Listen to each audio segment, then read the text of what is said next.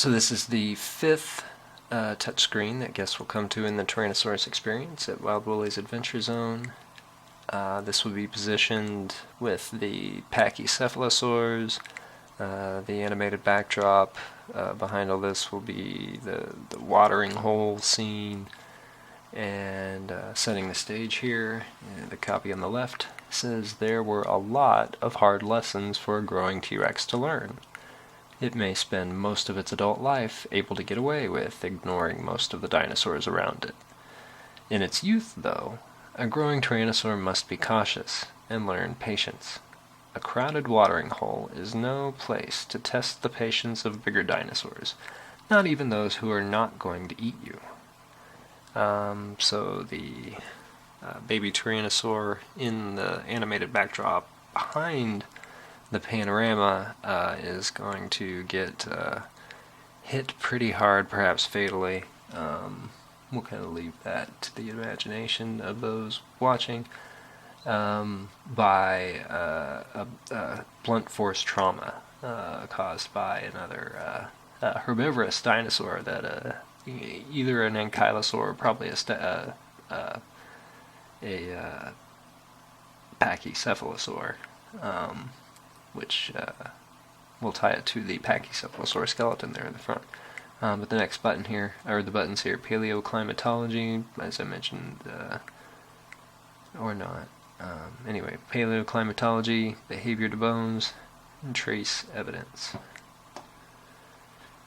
So water is a necessary resource for all living things. Most of the Mesozoic was a warmer, wetter time than today's climate, especially in North America. This continent was divided by a shallow inland sea.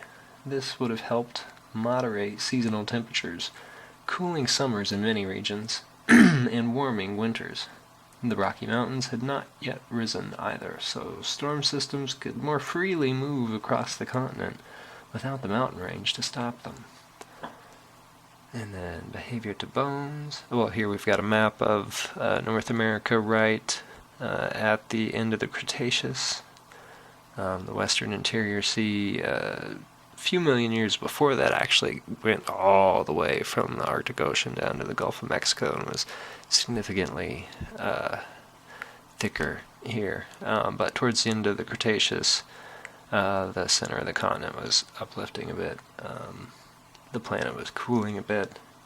Might have had ice caps forming, pulling some of that water out of the ocean. But for now, the still will suffice here. We'll probably return to that subject in other stations. So, bones to behavior. The copy on the left here says skeletons of some dinosaurs bear very interesting features that seem like adaptations for performing interesting actions. The tail clubs and spikes of some armored dinosaurs suggest they had unique ways of defending themselves. The crests of some duck-billed dinosaurs appear to be adaptations that allowed them to make special sounds. Some dinosaur skeletons share features with modern animals that are used in unique ways. I need to fix that, like the horns on the heads of some mammals. And here we've got an ankylosaur swinging its tail on an endless loop. Looks like it's going slow. I need to fix the frame rate on that. I also need to redo it with a clear, transparent backdrop, but those are quick fixes. Trace evidence.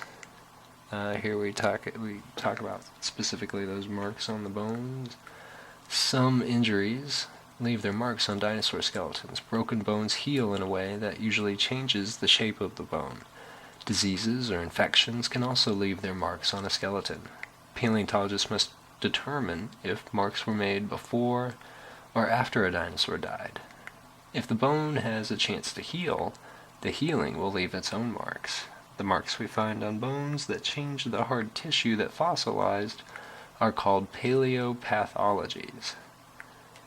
And that is the slides at this station.